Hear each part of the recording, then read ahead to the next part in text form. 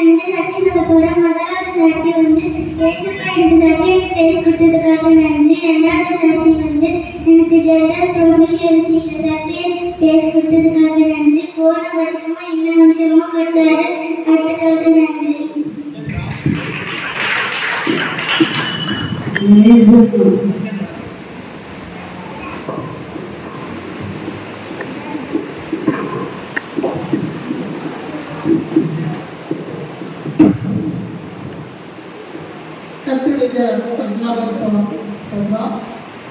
கடந்த வாரம் எனக்கு வயிற்றில் ஸ்டோன். அது நிறைய நான் வழியில் அனுபவிச்சதில்லை, வெளியில் வந்தது கிடையாது. கடந்த வாரம் 12 மணி மதியானம் வேலை செஞ்சுட்டு வீட்டுக்கு வந்துட்டு ரொம்ப தாகமாக இருந்தது. எனக்கு மோர் கொஞ்சம் குடிக்கிறீங்கன்னு சொல்லிட்டாங்க. நான் கை கொடுத்தேன். மோரை குடிச்சிட்டு ஒரு 10 நிமிஷத்துக்கு உட்காந்துருக்கேன். லேசாக வலி இருந்தது. அது லேசாக வலி சொல்லி நான் எப்பவுமா ஸ்டோக்கில் சொல்லியிருந்தேன். அப்படியே ஒரு வாக்கியம் பண்ணியிருந்தேன். அது இருக்கிறதுக்கு ரொம்ப வலி அதிகமாகிடுச்சு. உட்கார முடியல, படுக்க முடியல, கீழே படுக்க புரிஞ்சுட்டேன். ரொம்ப வலி வர வர வாமிட் அதிகமாகிடுச்சு. வாமிட் அதிகமாகிடுச்சு. ரொம்ப வேர்த்து திரும்ப டயர்டாகிட்டேன். இது நம்மளுக்கு ஏதோ கூட நான் உள்ளுக்குள்ளே ஜோப் பண்ணிருக்கிறேன். இந்த வலியை ஆண்டவர் இந்த வலியோட அதிகமான வழியை அவர் சுமந்துருக்கிறாரு. இது செயல்பட நான் பார்த்துட்டே இருந்தேன். இருக்கிற ரொம்ப வலி வந்துருச்சு. எனக்கு வலி நிற்க முடியல. ரொம்ப வேர்த்து திரும்ப டயர்டாகிடுச்சு. அப்போ நான் போனால் ஹாஸ்பிட்டல் போனால் வாங்கணும், இல்லை நான் சிறப்பேடி அக்கா போகலையே அப்படின்னா 2 பேரும் பக்கத்தில் நிற்கிறாங்க. இருக்கிறது ரொம்ப அதிகமாகிட்டு ரொம்ப நோய் தேராக உட்காந்துட்டாங்க. அப்போ நம்ம மாமா ஹாஸ்பிட்டல் போட்டாங்க. இருக்குது அங்கே சில கவனிக்கிறாங்க. ஒரு இங்கிலீஷ் பண்ணி போனாங்க, சில வழி இருக்குவாங்க. அப்போ ஏற்றுக்கு சில டேப்லெட்டாக ஒரு இன்ஜெக்ஷன் போட்டு இப்போ வழி சும்மா திருப்பி மறுபடியும் சாயந்தரமாக லேசாக காலையில் ஸ்கேன் எடுத்துடலாம் அப்படிங்கிற ஒரு சிறப்பு வாரான்னு சொல்லியிருந்தாங்க. என்னால் முடியல. அப்போ ஸ்கேன் பண்ணி ஸ்டோன் இருக்குது அப்படின்றாங்க. ஆனால் அந்த ஒரு நாள் வழி தான் நான் அனுபவிச்சேன். திரும்பி முறையான வழி எதுவுமே இல்லை. நான் கேட்டேன், ஒரு 10 நாள் 15 நாள் மாதம் கூட அனுபவிச்சிருக்கிறாங்க. அந்த ஸ்டோன் இல்லை. நான் எடுத்துருந்தாலும் நான் ஹாஸ்பிட்டலில் கூட நான் வழியை தாங்க முடியுமேன்னு வழி இருக்கக்கூடாது அப்படின்னு 12 மணிலேருந்து நைட்டு 11 மணிக்குள்ள வழியை நான் அனுபவிச்சேன். ஏன்னா ஆண்டவர் சுகருக்கு தான் மறந்துட்டு வழி இல்லை. இப்போ நான் ஆராதனை செய்ய சொல்லும் லேசாக வழி இருக்குது. ஆராதனைக்கும் போது ஆண்டவர் தரிசனம் இருக்காங்க. தண்ணி மேலே ஒரு கல் மாதிரி இதோ நெருங்குது. அந்த தண்ணியில் கல் கீழே போய் அப்படியே கரைஞ்சி போகுது. அது திடீர்னு ஆண்டவர்னா அது திடீர்னு அப்போ இந்த வழி லேசாக இழுத்து போயிடுற மாதிரி இருந்துச்சு. சரி அப்போ நான் ஜோம் பண்ணேன். ஆண்டவரே இந்த தரிசனம் எதுக்கு எனக்கு தெரியல, எனக்கு சுகப்படுமா நான் சாட்சி சொல்லிட்டு கற்று நான் ஜோம் பண்ண மாதிரி எனக்கு 3 பிள்ளைகளுக்காக என்ன தமிழ்நாடு என் பிள்ளைங்க நான் இந்தியில் இருந்தாலும் சரி, என்னை தம்பி வந்தாலும் சரி, என் பிள்ளைங்க ரொம்ப பாரப்பட்டாங்க. கற்று எனக்கு கொடுத்த 3 பிள்ளைகளுக்காக கஷ்டப்பட்டேன். எங்கள் ஏஜில் ரொம்ப கஷ்டப்பட்டு முக்கியமாக குழந்தைகிட்ட அதை வேணும்னு சொல்லி வழி தாங்க முடியாமல் அப்போது எனக்காக கொடுத்த பிள்ளைங்களுக்காக அதுக்காக லாபடி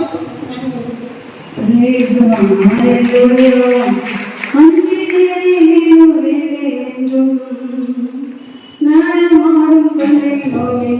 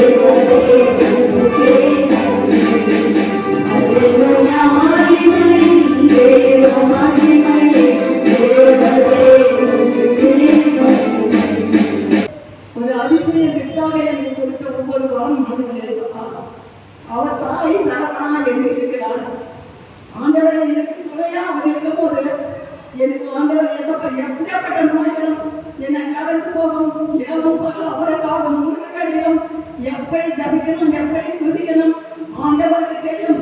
என் கண்கள் உலகிலும் இரவும் பகலாக ஜன்ம பண்ணி கொடுத்துருக்கேன். இந்த வினையை ஆண்டவர் ஏற்றப்பா முதல் ஆண்டவரை வழி ஆண்டவர் எனக்கு கொடுத்த நன்மை. ஆண்டவர் என்ற ஆண்டவரை கையை பிடித்தேன். கையை பிடித்த ஆண்டவர் கையை ஆண்டவரை உடனே போய்விட்டது. இந்த கையை உடனே விட்டது. கையை இருக்கிறே நீக்கப்படுது. இப்படித்தான் இருக்கிறது. இப்படித்தான் இருக்கிறது. ஆண்டவர் இருக்கின்ற நிலைமை உனக்கு இரவாக தடுக்கிறது என்று தந்தையப்பா எனக்கு நீயே எனக்கு சுகப்படுகிறது. ஆண்டவர் கேட்டேன். ஆண்டவர் எந்த எதுவோ அவருடைய ஏதோ மருந்துகளும் பூசுங்க. உன்னுடைய தாயப்பால் அபிஷேகம் தாயப்பால் என் பூச்சி என் கையில் குணமாக்குன்னு கேட்டேன். அதே போல ஆண்டவர் கேட்டேன். ஆண்டவர் அதே போல ஆண்டவர் இரண்டு கால்கள் வைக்காம இரண்டு கால்களை வைக்காம கால் எரிச்சல்கள் ஆண்டவர் சொல்ல இடுப்பு வலிகள் எப்பொழுதும் ஆண்டவர் எனக்கு ரொம்ப கஷ்டத்தில் ஆண்டவர் நான் ஆய்ப்பு போயிருந்தேன்.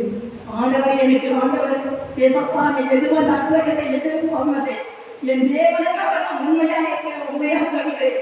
என் தேவன் எனக்கு அற்புதமாக அந்த கால் வழிகளை வீக்கங்களை அந்த கால் எரிச்சல்களை அந்த இடுப்பவர்கள் இல்லாதபடி ஆண்டவரை என்னை சுகப்படுத்த தேவனாக நீ இருக்கிறேன் என்று ஆண்டவர் ஏசப்பா ஒவ்வொரு நாளும் உங்களிடத்தை ஜபம் பண்ணேன்.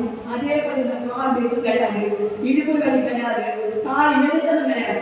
எல்லாத்தையும் சுகமான தேவனுக்கு போடாமல் போனேன். நன்றி நன்றியோடு இருக்கிறேன். Amen.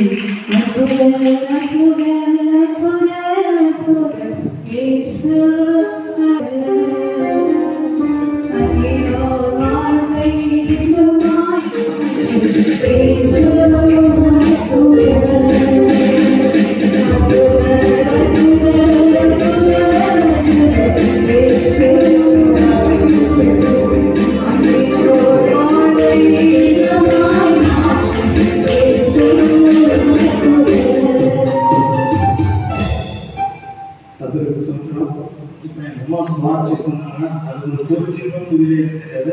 அது மறுபடியும் நான் சொல்கிறேன். என்ன ஒன்றுன்னா அவங்களுக்கு என் ஒய்ஃப் சொன்னால் காது ரொம்ப கனமாக யூஸ் ரெண்டு காது வீக்கமாக ரொம்ப கனமாக இருந்தது. அப்போ அவங்க சொன்னாங்க இது மாதிரியா இருக்குது அம்மாவுக்கு நீ பார்க்கல எனக்கு தெரியாது அப்படிங்கிறேன். சரி சாயந்தரம் ஹாஸ்பிட்டல் கூட்டு போகலாம் நான் வேலைக்கு போயிட்டு வரேன் சொன்னேன். சரி போயிட்டு வந்தோடனே எங்கள் அம்மா ஹாஸ்பிட்டல் கொடுத்தா ஏன்னா நான் ஆண்டவருக்கு நான் தினமும் ஜபிக்கிறேன். அது வீக் பண்ணணும் உடம்புல இந்த கால் சுகமாக அப்படின்னு அவங்க வந்து உண்மையாக இருக்காங்க. அவங்க இருந்தாலும் நான் உண்மையாக ஹாஸ்பிட்டல் போட்டு போகிறேன். 2 நாள் ஆச்சு. 3ஆம் நாள் அந்த கால் வீட்டை எப்படி செய்ய தெரியாது.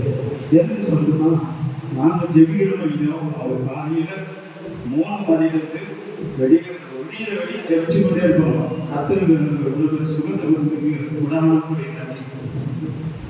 Amen. Praise the Lord.